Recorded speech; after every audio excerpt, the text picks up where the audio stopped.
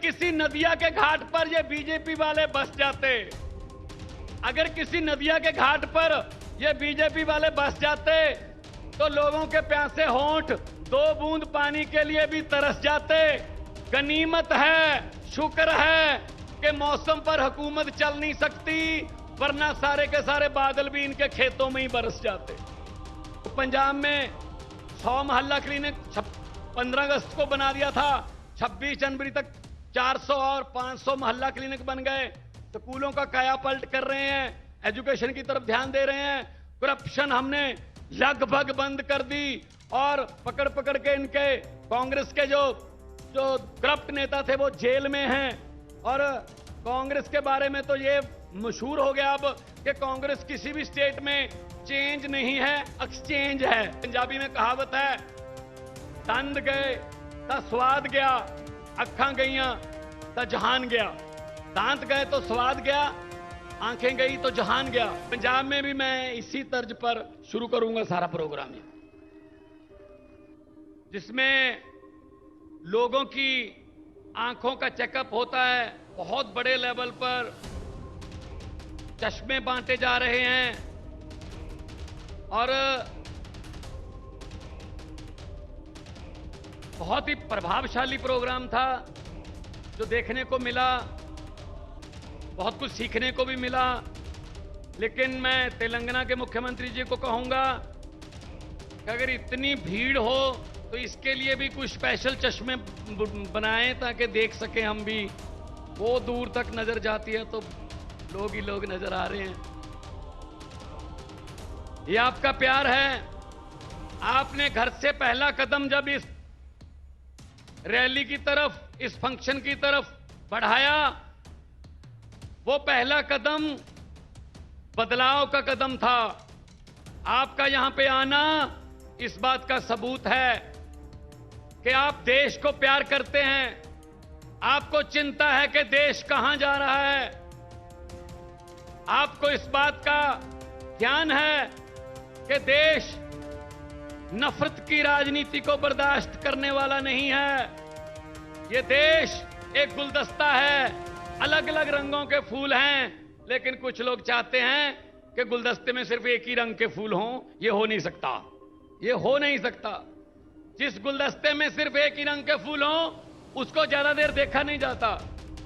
असल में फूलों की रंग की जो विभिन्नता है वही उसको गुलदस्ता बनाती है।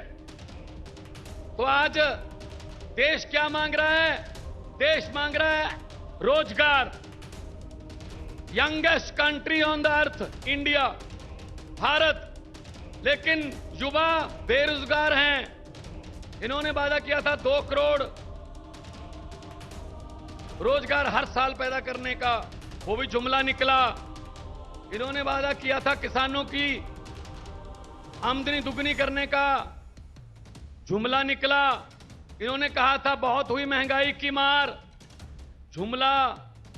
इन्होंने कहा था 15 लाख हर घर के खाते में आ जाएगा, जुमला। तो भारतीय जुमला पार्टी बीजेपी जो है वो देश को मिसलीड कर रही है। वो हर चीज हथियाना चाहते हैं, ये भी मेरा हो जाए, ये भी मेरा हो जाए। जिस राज्य में जीतते नहीं हैं लोगों द्वारा, वहां पे बाई इलेक्शन द्वारा जीत जाते हैं। इस्तीफा दिलवा लो, खरीद लो बंदे, एमएलए खरीद लो। मतलब हिम्मत देखो, आम आदमी पार्टी ने एमसीडी चुनाव में 250 में से 134 सीटें जीती, बहुमत है। लेकिन फिर भी कह रहे हैं जितनी मर्जी आ जाएं, मेयर हमारा बनेगा। ये क्या बात हुई भाई? ये लोकतंत्र है? ये तो लूट तंत्र है, ये लूट तंत्र है। लेकिन इनको ये नहीं पता, इनको ये नहीं पता कि वक्त बहुत बड़ी चीज होता है। वक्त राजाओं से भीख मंगवा देता है वक्त, और भिखारियों के सर पे ताज टिका देता है वक्त। वक्त बहुत बड़ी चीज होता है। और ये पब्लिक है, सब जानती है। लोग जब चाहें आदमी अर्श पर और ऊपर जाके ये बीजेपी वालों की तरह हंकार करे तो लोग कहते हैं आजा बेटा फर्श पर। बहुत बड़े बड़े उतारे हैं भाई साहब, बहुत बड़े बड़े। हुकूमत वो करते हैं जिनका दिलों पर राज होता है। हुकूमत वो करते हैं जिनका दिलों पर राज होता है। यूं कहने को तो मुर्गे के सर पे भी ताज होता है। तो हुकूमत लोग जिसको दिल में जगह देते हैं उसकी होती है। ये छीनी नहीं जा सकती, ये खरीदी नहीं जा सकती। लोगों का प्यार खरीदा नहीं जा सकता। लोगों के प्यार की किसी करेंसी में कोई कीमत नहीं है। अभी जब से मैंने होश संभाला है, हर 15 अगस्त को लाल किला से तत्कालीन प्रधानमंत्री भाषण देते हैं। मैं भी सुनता था। आज तक वही भाषण, अफसरों का लिखा लिखाया रटा रटाया भाषण, लाल किला के सामने से बेरोजगारी पर चिंता व्यक्त, महंगाई पर थोड़ी ज्यादा चिंता व्यक्त, आतंकवाद पर सबसे ज्यादा चिंता व्यक्त, और 15 अगस्त खत्म।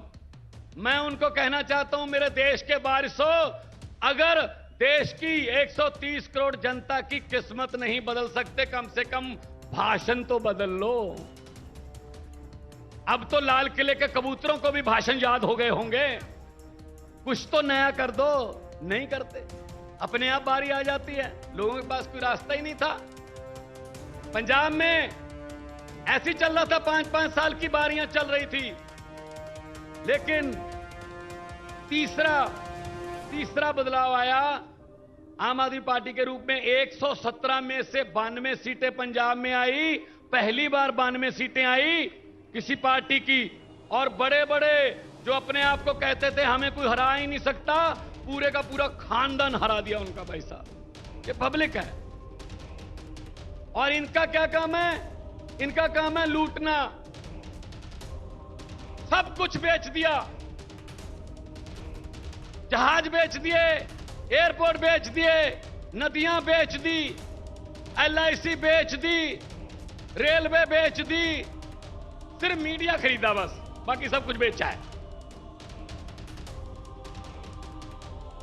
तो इसलिए मैं कहना चाहता हूं कि ये सिर्फ अपनों के बारे में सोचते हैं, अपने दोस्तों के बारे में सोचते हैं। जनता का कोई फिक्र नहीं है इनको। अगर किसी नदिया के घाट पर ये बीजेपी वाले बस जाते, अगर किसी नदिया के घाट पर ये बीजेपी वाले बस जाते, तो लोगों के प्यासे होंठ 2 बूंद पानी के लिए भी तरस जाते। गनीमत है, शुक्र है कि मौसम पर हुकूमत चल नहीं सकती, वरना सारे के सारे बादल भी इनके खेतों में ही बरस जाते। सब कुछ अपने लिए। ये राज्य भी दे दो। ये राज्यपालों से तंग। राज्यपालों को कहते हैं काम नहीं करने देना, स्कूल नहीं खोलने देने केजरीवाल को। केजरीवाल अगर चाहे कि मैं टीचरों को फिनलैंड जाके ट्रेनिंग दिलवा के दिल्ली के बच्चों के लिए लेटेस्ट शिक्षा का प्रबंध करूंगा, कहते नहीं जा सकते, यहीं रहो। और जब वैसे केजरीवाल के स्कूलों के बारे में कोई फाइल नहीं आगे बढ़ती कि अच्छे हो जाएं, जब ट्रंप की पत्नी ने कहा मैंने सरकारी स्कूल देखने हैं, तब केजरीवाल वाला स्कूल दिखाना पड़ा, क्योंकि पता था उनको कि हमारे वालों में कुछ है नहीं, इधर वाला दिखा देते हैं। तो ये है इनका भारत का एजेंडा। तो मैं यही कह रहा हूं, काम हो सकता है अगर नियत अच्छी हो। यहां आए हैं, कुछ सीखने आए हैं। ये वाला कार्यक्रम, ये आंखों का, क्योंकि पंजाबी में कहावत है, दंद गए तो स्वाद गया, अखां गईयां तो जहान गया। दांत गए तो स्वाद गया, आंखें गई तो जहान गया। तो ये प्रोग्राम बहुत ही अच्छा, हम तो सीख के गए हैं। पंजाब में भी मैं इसी तर्ज पर शुरू करूंगा सारा प्रोग्राम। अच्छी चीज कहीं से भी सीखी जा सकती है। अच्छी चीज कहीं से भी सीख लो।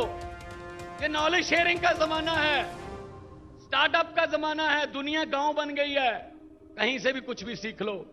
तो मैं तो आज आपको ये कहने के लिए आया हूं और बधाई भी देने आया हूं आपके मुख्यमंत्री जी को, जिन्होंने संघर्ष किया और तेलंगाना के लिए संघर्ष किया और तेलंगाना देश में चमक रहा है। और देश जो कि देश जो है वो रंग बिरंगे फूलों का देश है। मैंने पार्लियामेंट में बोला था, ये कह रहे थे, डिबेट चल रही थी, 2-2 घंटे के भाषण दे रहे थे ये बीजेपी वाले, इस समाज को ये, इस समाज को ये बरादरी, ये समाज। मैंने कहा जी मुझे टाइम दे दीजिए। कहते टाइम है नहीं। मैंने कहा जी 30 सेकंड दे दीजिए स्पीकर साहब। कहते 30 सेकंड में क्या बोलोगे? मैंने 30 सेकंड में बोला। 30 सेकंड में मैंने कहा कि लंबे सफर को मीलों में मत बांटिए, लंबे सफर को मीलों में मत बांटिए, कौम को कबीलों में मत बांटिए। एक बहता दरिया है मेरा भारत देश, इसको नदियों और झीलों में मत बांटिए। सब कुछ आ गया इतने में। यहां ना पहुंचे रवि, वहां पहुंचे कवि। तो पंजाब में 100 मोहल्ला क्लिनिक 15 अगस्त को बना दिया था, 26 जनवरी तक 400 और 500 मोहल्ला क्लिनिक बन गए। स्कूलों का कायापलट कर रहे हैं, एजुकेशन की तरफ ध्यान दे रहे हैं।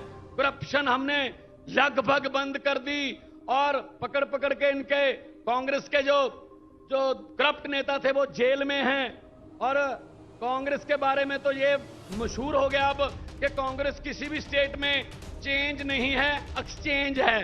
वो तो बस किसी की 2-4 एमएलए कम हैं तो कांग्रेस से खरीद लो, बहुमत जरा और तगड़ा करना है तो इधर से खरीद लो। वो तो कांग्रेस को तो अपने ऑफिस पे लिख लेना चाहिए, यहां पर लोगों द्वारा जिताए गए विधायक सस्ते रेटों पर बेचे जाते हैं। ये हालत है उनकी। उनका भी उतना ही कसूर है इस देश की बर्बादी में, जो आजकल चल रही है बर्बादी। तो देश नंबर 1 बनाना है ना।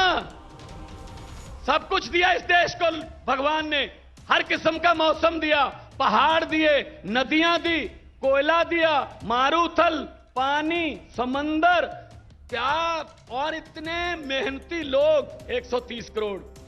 बस एक चीज नहीं दी, सच्ची नीयत वाले नेता बहुत कम दिए हैं। सच्ची नीयत वाली सरकार आ गई देश में, यही देश नंबर 1 बनेगा, यही देश नंबर 1 बनेगा। और मैं आखिर में 2 नारे लगवाऊंगा। शहीद आजम भगत सिंह, राजगुरु सुखदेव जब अंग्रेजों के साथ लड़ रहे थे आजादी के लिए, तब वो नारा लगाते थे और उस नारे से अंग्रेजों की महलों की खिड़कियां कांप जाती थी। दोनों हाथ ऊपर करके नारा लगाना है, उनकी आत्मा को भी सुकून मिलेगा। चलो हैं अभी खमम में लोग जिन्होंने हमारा इनकलाब का नारा दिया, बुझने नहीं दिया। इस दिए में चाहे हमें तेल की जगह अपना खून डालना पड़े, लेकिन इनकलाब का दिया बुझने नहीं देना। दोनों हाथ ऊपर उठाकर इनकलाब, इनकलाब। लोगों को अक्सर कहते सुना है, जिंदा रहे तो फिर मिलेंगे। लोगों को अक्सर कहते सुना है, जिंदा रहे तो फिर मिलेंगे। लेकिन इस पंजाबी दिल ने कहा है, मिलते रहे तो जिंदा रहेंगे। बहुत बहुत धन्यवाद, बहुत बहुत मुबारकबाद आपको, बहुत बहुत शुक्रिया। ఇన్కిలాబ్ గురించి అద్భుతంగా, ఎందుకంటే భగత్